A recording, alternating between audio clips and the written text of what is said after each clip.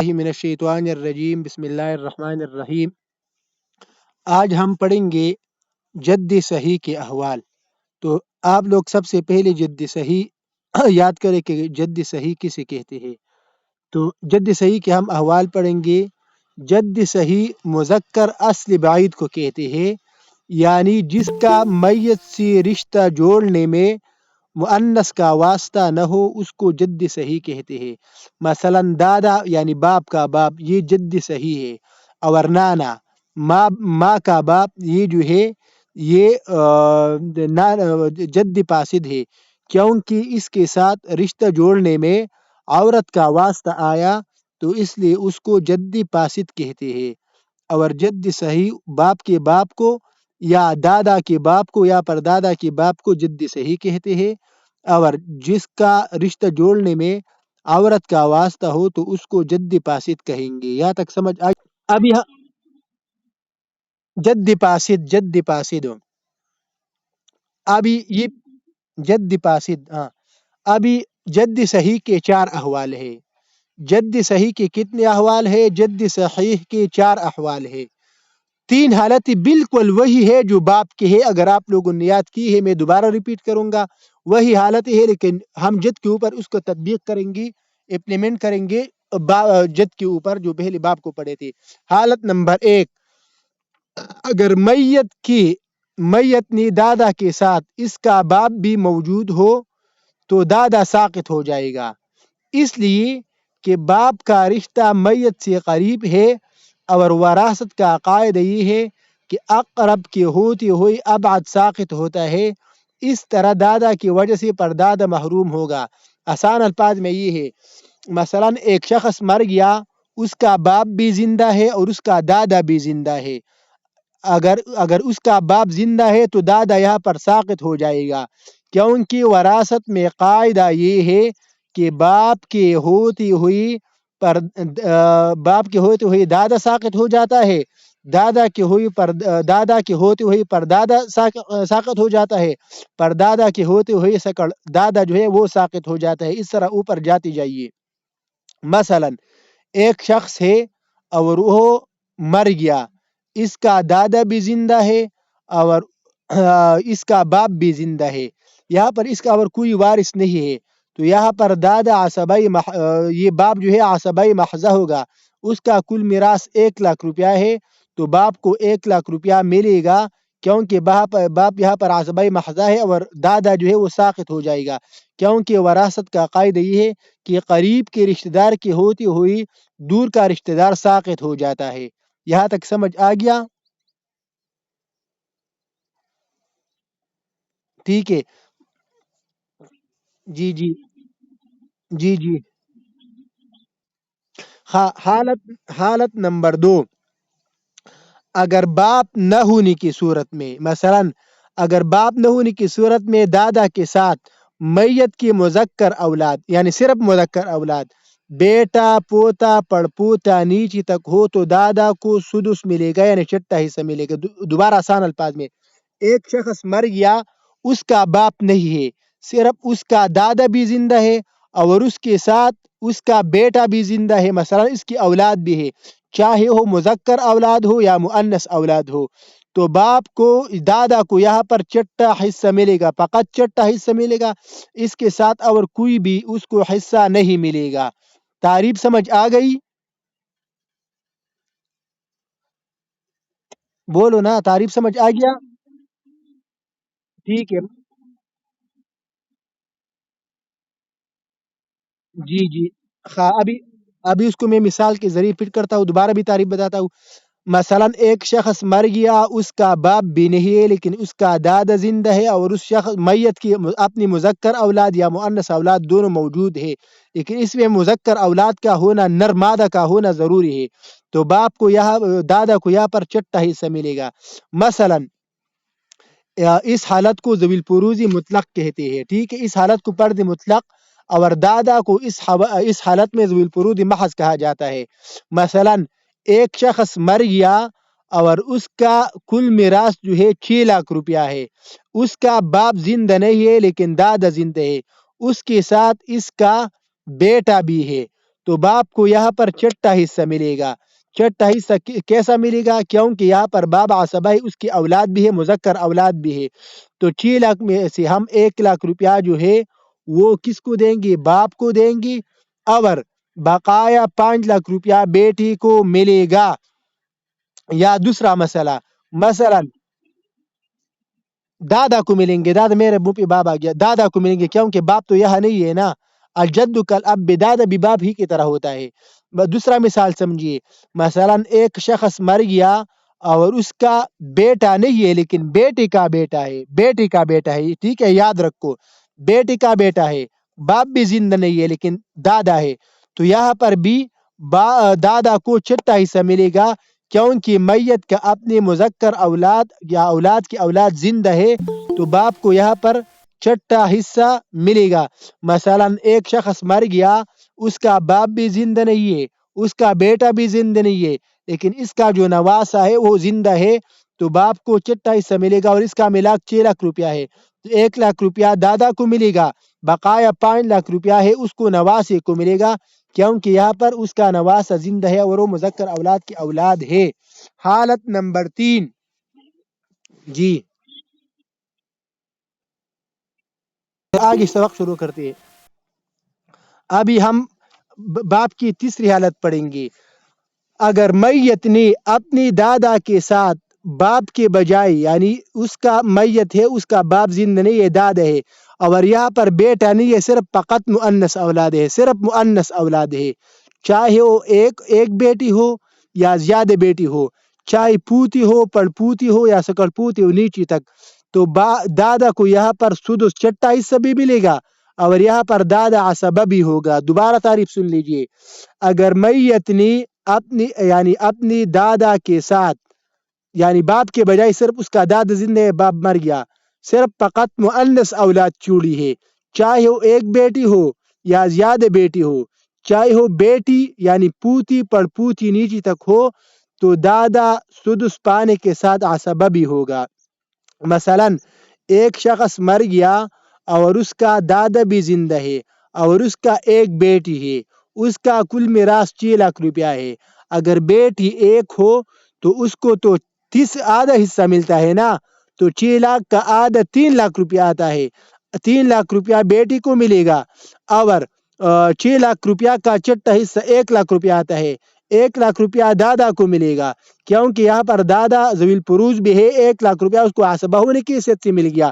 اور بقایا جو 2 لاکھ روپے بچ گیا تھا، 3 لاکھ روپیہ بیٹی نے لیا تھا، ایک بیٹی تھی، اور 1 لاکھ روپیہ باپ نے ذوی الفروض کی حیثیت سے لیا. ابھی 2 لاکھ روپیہ بچ گیا تو 2 لاکھ روپیہ جو ہے وہ بھی باپ کو ملے گا کیونکہ یہاں پر باپ عصبہ ہے.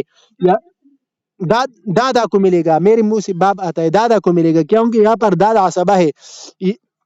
یا دوسرا مثال، مثلا ایک شخص مر گیا اور اس کا 2 بیٹیاں ہے یا 4 بیٹیاں ہے اور اس کا دادا باپ مر گیا ہے لیکن دادا زندہ ہے. تو یہاں پر دادا کو چھٹا حصہ ملے گا کیونکہ یہاں پر دادا جو ہے وہ ذوی الفروض ہے اور میت کا کل میراث 6 لاکھ روپیہ ہے. جب بیٹیاں 2 یا 2 سے زیادہ ہو تو اس کو سلسان ملتا ہے. تو 6 لاکھ روپیہ کا سلسان 4 لاکھ روپیہ آتا ہے. تو 4 لاکھ روپیہ 2 بیٹیوں کو یا جو 2 سے زیادہ ان کو مل گیا. دادا کو 1 لاکھ روپیہ ذوی الفروض کی حیثیت سے مل گیا اور بقایا جو 1 لاکھ روپیہ بچ گیا وہ بھی دادا کو عصبہ ہونے کی حیثیت سے مل گیا. یہاں تک سمجھ آ گیا؟ ابھی حالت نمبر 4. اگر دادا کے ساتھ میت کی کوئی اولاد نہ ہو، یعنی نہ مذکر اولاد ہو نہ مؤنث اولاد ہو، اور نہ مذکر اولاد کی اولاد نیچی تک ہو، تو باپ اکیلا ہونے کی صورت میں، یعنی تنہا ہونے کی صورت میں اس کو پورا کا پورا یعنی سارا ترکہ ملے گا. اور اگر دادا کے ساتھ دوسرے اصحاب فرائض ہو تو ان کو دینے کے بعد بچا ہوا ترکہ سارا کا سارا باپ پائے گا، دادا پائے گا. مثلا اے جی جی وہ وہ بعد میں بتاؤں گا نا. اصحاب فرائض 12 اشخاص ہے. ہاں، مثلا ایک شخص مر گیا، اس کا والد زندہ نہیں ہے اور اس کا صرف دادا زندہ ہے اور اس کا میراث کل 1 لاکھ روپیہ ہے، چاہے 10 لاکھ روپیہ ہے، صرف دادا ہے تو دادا کو سارا طرح کا ملے گا دادا کو۔ دوسرا مثال، مثلا ایک شخص مر گیا اور اس کا ماں بھی زندہ ہے اور اس کا دادا بھی زندہ ہے، تو یہاں پر ہم اس کی ماں کو تیسرا حصہ دیں گے۔ اس کا میراث کل 3 لاکھ روپیہ ہے، تو 3 لاکھ میں 1 لاکھ روپیہ ماں کو دیں گے، بقایا 2 لاکھ روپے سارا کا سارا دادا لے گا، کیونکہ یہاں پر دادا عصبہ ہے، عصبہ سارا میراث لے لیتا ہے۔ یا چوتھا مثال، تیسرا مثال، ایک شخص مر گیا، اس کی وراثت میں اس کی بیوی ہے اور اس شخص کا دادا زندہ ہے، باپ بھی نہیں ہے، بیٹا بھی نہیں ہے، بیٹی بھی نہیں ہے، تو یہاں پر دادا عصبہ محض ہے۔ جب میت کی اولاد نہ ہو تو بیوی کو چوتھا حصہ ملتا ہے، اس کا میراث کل 4 لاکھ روپیہ ہے، 4 لاکھ کا چوتھا حصہ 1 لاکھ روپیہ آتا ہے، 1 لاکھ روپیہ اس شخص کی بیوی کو مل گیا، بقایا 3 لاکھ روپیہ جو ہے سارا کا سارا اس کا باپ دادا لے گا، کیونکہ یہاں پر دادا عصبہ ہے۔ دوبارہ سن لیجئے، یا پہلی حالت مثال میں باپ صرف اکیلا تھا، پورا کا پورا طرح کا لے لیا۔ دوسری مثال میں باپ دادا کے ساتھ ماں تھی، ماں نے تیسرا حصہ لیا کیونکہ میت کی اولاد نہیں ہے۔ تیسری مثال میں باپ کے ساتھ اس کی بیوی ہے میت کے، تو بیوی کو جب اولاد نہ ہو تو چوتھا حصہ ملتا ہے، 4 لاکھ میں سے 1 لاکھ روپیہ بیوی نے لے لیا، بقایا 3 لاکھ روپے بچ گیا۔ یہاں پر دادا عصبہ محض ہے تو دادا کو بقایا 3 لاکھ روپے مل گیا۔ ابھی چاروں حالت دوبارہ خلاصہ بتا رہا ہوں۔ آج کی کلاس کو خلاصہ یہ ہوا کہ ہم نے پڑھ لیا کہ دادا جد صحیح مذکر اصل بعید کو کہتے ہیں، یعنی جس کا میت سے رشتہ جوڑنے میں مؤنث یعنی عورت کا واسطہ نہ ہو، ہم اس کو جد صحیح کہیں گے، اور جس جد کا میت سے رشتہ جوڑنے میں عورت کا واسطہ ہو ہم اس کو جد فاسد کہیں گے۔ پھر ہم نے بتا دیا کہ جد صحیح کے 4 احوال ہے۔ مثلا اگر ایک شخص مر گیا اور اس کا باپ زندہ ہے تو دادا ساقط ہو جائے گا، دادا کو کچھ بھی نہیں ملے گا، کیونکہ یہاں پر میت کا باپ زندہ ہے اور میت کے ساتھ باپ کا رشتہ قریب ہے اور دادا کے ساتھ دور ہے، تو قریب کی ہوتی ہوئی بعید کو حصہ نہیں ملتا ہے۔ مثال سن لیجئے، ایک شخص مر گیا، اس کا باپ زندہ ہے اور دادا زندہ ہے، تو باپ کو حصہ ملے گا، دادا کو نہیں ملے گا۔ حالت نمبر 2، اگر میت نے اپنے اگر ایک شخص مر گیا اور اس کا باپ نہیں ہے، اس کا دادا زندہ ہے اور اس کے ساتھ اس کی مذکر اولاد ہے یا مؤنث اولاد، لیکن مذکر اولاد کی اولاد کا ہونا ضروری ہے، اس کی مذکر اولاد ہے، تو یہاں پر دادا ذوی الفروض ہوگا، صرف ذوی الفروض ہوگا، تو دادا کو چٹا حصہ ملے گا، چٹے کے علاوہ اس کو کچھ نہیں ملے گا، کیونکہ یہاں پر میت کی اپنی مذکر اولاد ہے۔ مثلا ایک شخص مر گیا اور اس کا باپ زندہ نہیں ہے لیکن دادا زندہ ہے اور اس کے ساتھ اس کا بیٹا بھی ہے اور اس کا کل میراث 6 لاکھ روپیہ ہے، تو دادا کو یہاں پر چٹا حصہ ملے گا، 6 لاکھ میں سے 1 لاکھ روپیہ نکالو، 1 لاکھ روپیہ دادا کو مل گیا، بقایا 5 لاکھ روپیہ اس کی بیٹی کو مل گئی۔ حالت نمبر 3، اگر دادا کے ساتھ اگر ایک شخص مر گیا، اس کا دادا زندہ ہے، باپ زندہ نہیں ہے، اور میت کی صرف مؤنث اولاد ہے، مردہ شخص کی صرف فقط مؤنث اولاد ہے، مذکر اولاد نہیں ہے، تو یہاں پر دادا کو چٹا حصہ بھی ملے گا اور دادا عصبہ بھی ہوگا۔ مثلا ایک شخص مر گیا اور اس کا ایک بیٹی ہے، اس کا کل میراث 6 لاکھ روپیہ ہے، تو 3 لاکھ روپیہ ہم بیٹی کو دیں گے کیونکہ بیٹی ایک ہے، اور جب بیٹی ایک ہو تو اس کو 3 لاکھ روپیہ آدھا حصہ ملتا ہے، تو 6 لاکھ کا آدھا 3 لاکھ روپیہ آتا ہے۔ باپ نہیں ہے تو 1 لاکھ روپیہ دادا کو عصبہ ہونے ذوی الفروض ہونے کی حیثیت سے مل گیا، بقایا 2 لاکھ روپیہ اس کو عصبہ ہونے کی حیثیت سے مل گیا۔ یا دوسرا مثال، ایک شخص مر گیا، اس کا 2 یا 2 سے زیادہ بیٹیاں ہیں، جب بیٹیاں 2 یا 2 سے زیادہ ہو تو ان کو سلسان ملتا ہے، اور 6 لاکھ کا سلسان 4 لاکھ روپیہ آتا ہے، تو 4 لاکھ روپیہ بیٹوں نے لے لیا، باپ نے 1 لاکھ روپیہ ذوی الفروض کی حیثیت سے لے لیا، 1 لاکھ روپیہ عصبہ ہونے کی حیثیت سے لے لیا، تو اس کا پورا حصہ مل گیا۔ حالت نمبر 4، اگر ایک شخص مر گیا اور اس کا باپ زندہ نہیں ہے، صرف دادا زندہ ہے اور کوئی دادا زندہ ہے، اگر باپ دادا اکیلے ہے تو تنہا ہونے کی صورت میں پورا ترکہ لے لے گا. اگر تنہا نہیں ہے، اس کے ساتھ دوسری ذوی الفروض ہے، تو ان ذوی الفروض کو دینے کے بعد بچا ہوا ترکہ دادا کو ملے گا. مثلا ایک شخص مر گیا اور اس کا کل میراث جو ہے وہ ایک لاکھ روپیہ ہے، 10 لاکھ روپیہ ہے، اور صرف باپ اکیلا دادا اس کا اکیلا عصبہ ہے، وارث ہے، تو اس کو پورا کا پورا حصہ ملے گا، کیونکہ یہاں پر عصبائی محض ہے. دوسرا مثال، ایک شخص مر گیا، اس کا دادا زندہ ہے، باپ زندہ نہیں ہے، لیکن اس کے ساتھ اس کی ماں بھی زندہ ہے. اگر ماں اس کی زندہ اور کوئی وارث نہ ہو تو اس کو ثلث حصہ ملے گا کل مال کا. تو یہاں اس کا میراث 3 لاکھ روپے ہے. 3 لاکھ روپے میں 1 لاکھ روپیہ مان لیا، باقیہ 2 لاکھ روپیہ جو ہے وہ دادا کو ملیں گی. یا تیسرا مثال، ایک شخص مر گیا، اس کا باپ زندہ نہیں ہے، دادا زندہ ہے. دادا یہاں عصبۂ محض ہوگا، اور یہ اس کے ساتھ اس کی بیوی بھی زندہ ہے. اگر اولاد نہ ہو تو بیوی کو چوتھا حصہ ملے گا. تو یہاں پر بیوی کو 4 لاکھ میں سے 1 لاکھ روپیہ ملے گا، کیونکہ اولاد نہیں ہے تو اس کو چوتھا حصہ ملتا ہے، اور 4 لاکھ کا چوتھا حصہ 1 لاکھ روپیہ آتا ہے. 3 لاکھ روپیہ بقایا بیوی کو دادا کو ملیں گی. یا ایک شخص چوتھا مثال، یہ ایک شخص مر گیا، اس کا میراث کل 8 لاکھ روپیہ ہے، اور اس کی بیوی بھی زندہ ہے.